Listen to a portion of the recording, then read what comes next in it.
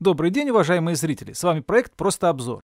В этом видео я расскажу про неприятности, которые случаются практически со всеми. Это царапины. Что делать, если вы поцарапали безель часов Garmin Fenix или повредили стекло? Как защитить свои часы от повреждений? Какая защита самая прочная? Минусы и плюсы каждого варианта. Мои тесты защитных пленок зарядки от солнца. И самый главный вопрос, как можно зашлифовать царапины на безеле часов? Для тех, кто тут впервые, напоминаю, вы на канале «Просто обзор». Не забудьте подписаться, если хотите знать больше, как работают часы Garmin. Итак, давайте начнем наш обзор. Чем чаще вы будете эксплуатировать часы, и тем больше возникает эта проблема. Это царапины. Давайте разберемся, а для чего вообще нужен безель в часах. С одной стороны, помимо декоративной информационной нагрузки, безель позволяет уберечь стекло часов от боковых или косых ударов, когда ваши часы будут на руке. Хотя, с другой стороны, я понимаю тех людей, которые заплатили за часы $1000 и надеются, что товарный вид часов останется прежним на весь период эксплуатации. Но для себя я рассматриваю часы как обычный рабочий инструмент, который помогает мне в тренировках, походах и в жизни. Поэтому вынужден вас огорчить. Царапины на безеле будут, и глубина и количество – это вопрос времени и интенсивности использования часов. Garmin со своей стороны пытается решить эту проблему в своих моделях, например, через DLC-безель Diamond Like Carbon, титановый или стальной безель или керамический безель в часах Mark II. И опять же, такие разновидности материалов не стопроцентно защищают ваши часы от царапин. Если вы все же хотите уменьшить шансы повреждений ваших часов, есть несколько вариантов. Чтобы уменьшить риски, правильно предохраняйтесь. Ой, я тут не о том, о чем вы подумали. Я хотел сказать именно о техническом аспекте защиты. Я говорю про сменные защиты и накладки на безель часов. Как это работает? Силиконовая защита на безель и корпус часов. Этот вариант защиты безеля и часов мне нравится больше всего. Почему? Очень маленькая цена, около $1,5. Можно выбрать себе защиту под любой цвет. В этом случае вы можете носить часы как всегда, и как только в процессе похода возникают потенциальные возможные риски повредить безель часов, можно временно надеть буфер на корпус. Буфер одевается очень быстро, и не нужно никаких дополнительных инструментов. При этом у вас будет защищен не только безель, но и весь корпус часов. Но есть минусы этого варианта. Если вы используете часы в песке или в грязи, под буфер может набираться грязь или песок, которые будут тереться об корпус и силикон. Силикон увеличивает толщину, и боковые кнопки только чуть-чуть выступают за отверстие. Силиконовая защита зарядных контактов часов. Среди подобных защит иногда можно защитить зарядный разъем часов на задней крышке, если вы знаете, что будете соприкасаться с грязью и не хотите потом вычищать мусор между контактами. Стоит этот зарядный колпачок неприлично дешево. В комплект можно набрать десяток колпачков разного цвета. Установка защиты контактов занимает пару секунд. Защита контактов никаким образом не мешает носить часы и не видна, когда часы находятся на руке. Накладка на безель часов. Если ваш безель уже поцарапан или вы хотите уменьшить будущие царапины, можно наклеить накладной безель. Это небольшое металлическое кольцо с надписями или насечками, которые имитируют безель часов или даже украшают его. С обратной стороны самоклейка, двухсторонний скотч 3М. Вам нужно просто наклеить накладку на основной безель. Цена такой защиты варьируется в зависимости от размеров и серии часов. Это около $3. Чем дороже защита, тем более качественное исполнение. Плюсы этой защиты: легко и быстро устанавливается на безель. Можно менять накладки под дизайн любой цвет часов. Минусы этого варианта: накладка увеличивает высоту безеля и толщину корпуса часов. Двусторонний скотч может высыхать и хуже будет держаться на безеле. Защита стекла для часов Garmin. Самый популярный вопрос, который задают: что делать, если поцарапал стекло? Давайте разберемся, какие типы стекол использует Garmin в своих часах.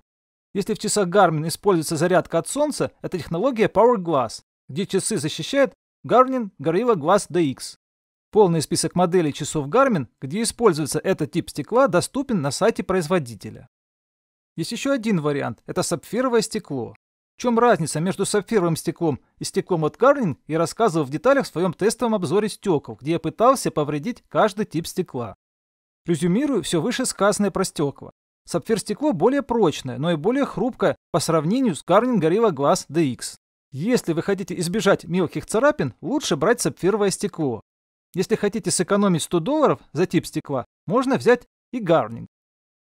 А теперь две плохие новости. Если вы посадили царапины на стекло, отшлифовать его дома будет очень проблематично. Если захотите поменять поцарапанное стекло, придется менять весь комплект. Это безель часов, стекло и встроенный дисплей и антенну. Дело в том, что стекло жестко крепится к безелю, так что отдельно приклеить его не получится. Что делать, чтобы исключить подобные критические для стекла повреждения? Самый популярный вариант – это защитное стекло или пленка, который клеится на стекло часов. Обычно используются два типа защиты. Гидрогелевая пленка, которая клеится на мобильные телефоны. Аналогично можно использовать ее и для стекла часов. Есть прозрачные и матовые варианты пленок. Защитное стекло – более жесткое искусственное покрытие, которое ставится поверх стекла. У вас сразу же возникнут следующие резонные вопросы. Какой вариант защиты стекла моих часов будет лучше? Не будет ли мешать наклеенная пленка или даже защитное стекло солнечной зарядки для часов Solar в линейке Garmin? Официально Garmin не рекомендует использовать защитные пленки для часов с солнечной зарядкой. Я провел тесты двух типов защит. Это гидрогелевая пленка и защитное стекло. Спешу вас обрадовать, что оба типа аналогично позволяют проводить зарядку от солнечной энергии. Я тестировал Solar зарядку на яркость освещения больше 50 тысяч люкс при ярком осеннем солнце. В двух случаях часы показали 100% уровень зарядки на тестовом интервале времени. Я не заметил резких падений при изменении типа защиты стекол. В расчет берутся небольшая облачность, которая была за весь интервал тестирования. Из-за этого и были небольшие спады самой зарядки за день.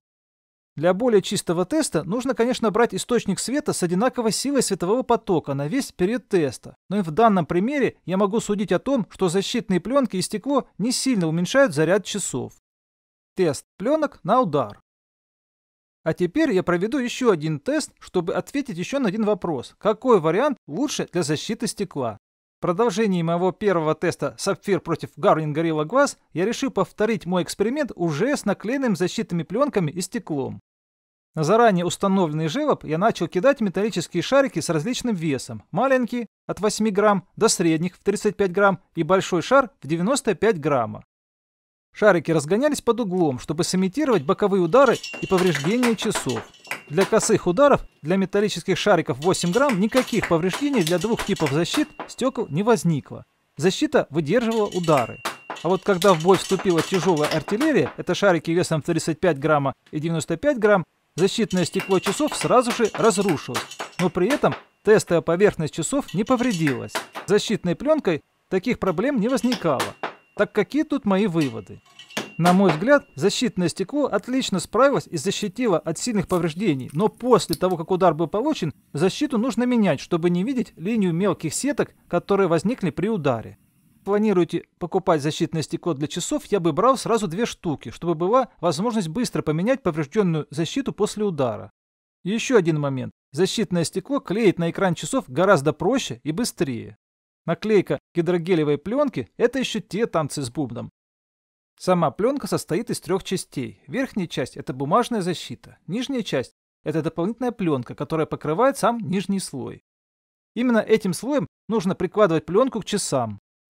В комплекте идет сама нарезанная пленка, пакет для наклейки – это мокрая салфетка для удаления грязи, сухая салфетка для удаления пыли, клейкая основа, которая будет удалять пылинки с циферблата часов до наклейки. Как можно наклеить защитную пленку на циферблате часов Garmin? Пошаговая инструкция. Шаг 1. Достаем часы, вытираем циферблат влажной салфеткой.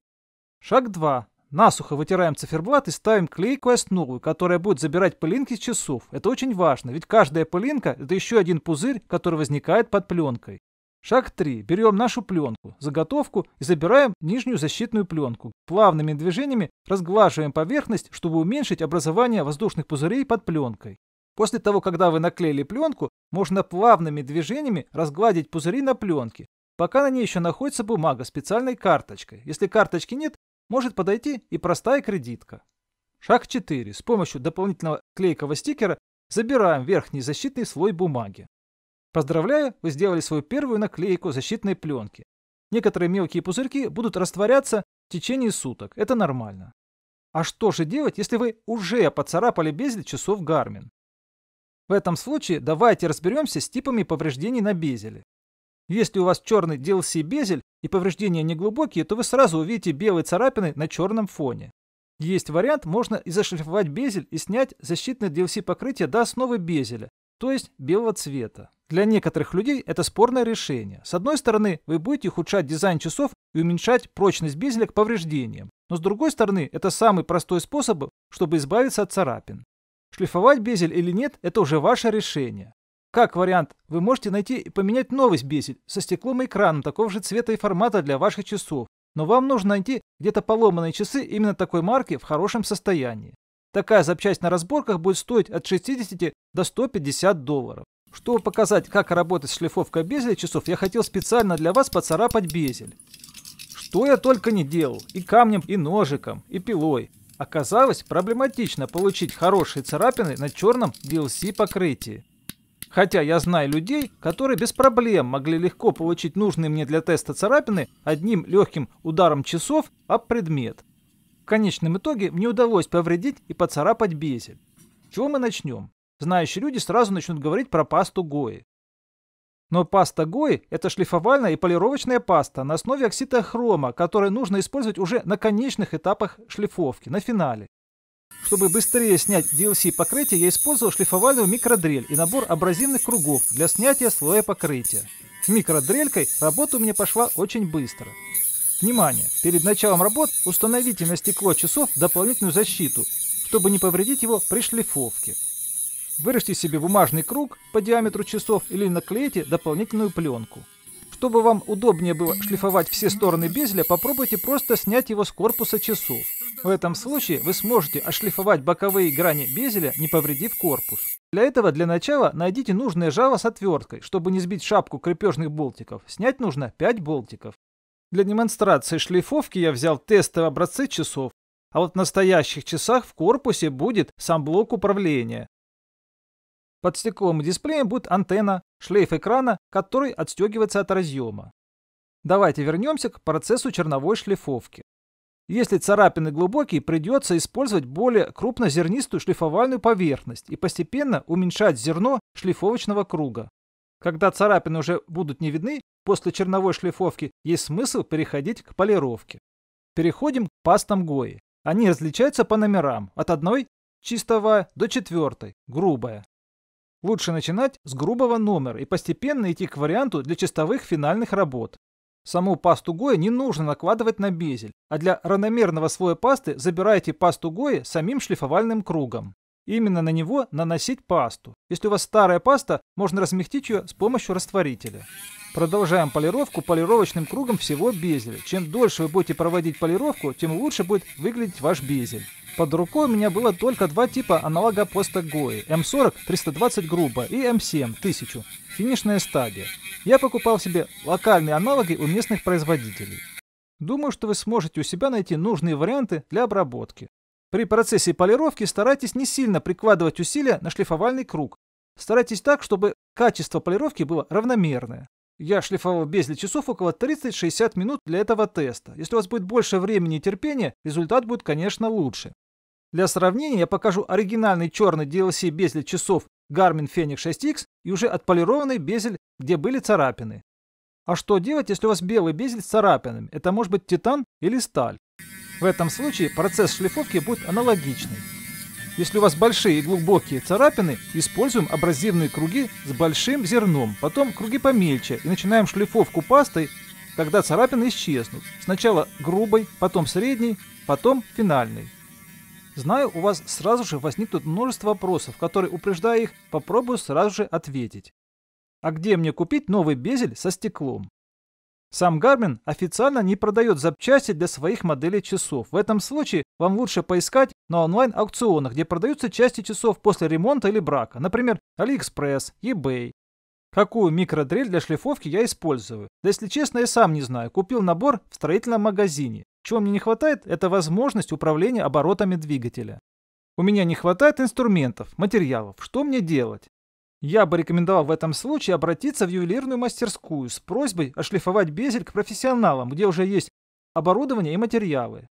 А можно отшлифовать царапины на безеле, не снимая его с часов. Есть риск, что вы можете повредить корпус при шлифовке боковых граней безеля. Если не хотите снимать безель, шлифуйте тогда только верхнюю часть. А где можно купить пасту Гои для шлифовки?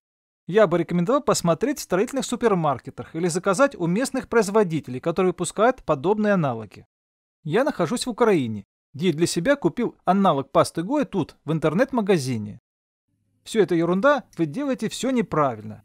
Я не говорю, что мой способ самый лучший, а предлагаю свой вариант. Что и как, в каком количестве и объеме, это уже решать вам. У меня не получается наклеить защитную пленку самому. Что делать? Попробуйте обратиться к ребятам, которые уже постоянно делают наклейку данных материалах, в фирменных магазинах или в мобильных салонах. На этом пока все. Хотел бы сказать отдельное спасибо моему Garmin-партнеру в Украине, компании Navionics. Без этих ребят я бы не смог снять этот обзор. Если не ответил на все ваши вопросы, не забывайте, оставляйте комментарии в этом видео. Я стараюсь всегда отвечать на вопросы моих подписчиков. Не забывайте про социальные группы Facebook и ВК, где общаются опытные владельцы часов и приборов Garmin. Поддержите меня своими лайками и подписками, если вам понравилось мое видео и канал. Желаю вам успешных и продуктивных тренировок. Всем пока!